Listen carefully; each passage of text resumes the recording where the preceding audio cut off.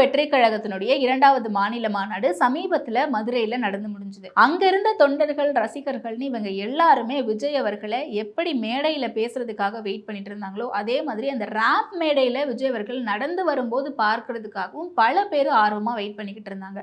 அப்படி சில பேர் என்ன பண்ணாங்க, அங்க போடப்பட்டிருந்த தடுப்புகள், அதுல பூசப்பட்டிருந்த அந்த கிரீஸ் இதெல்லாம் தாண்டி ராம்ப் மேடையில ஏறி விஜய் அவர்கள் பக்கத்துல போகும்போது, அங்க இருந்த பவுன்சர்கள்ல ஒரு சிலர் வந்து அங்க இருந்த நபர்களை வெளியேற்றுறதுக்காக அவங்கள தூக்கி வீசப்பட்டாங்க. அந்த மாதிரியான ஒரு வீடியோ ஒன்று வைரல் ஆகி ரொம்பவே பரபரப்பா பேசப்பட்டுச்சு.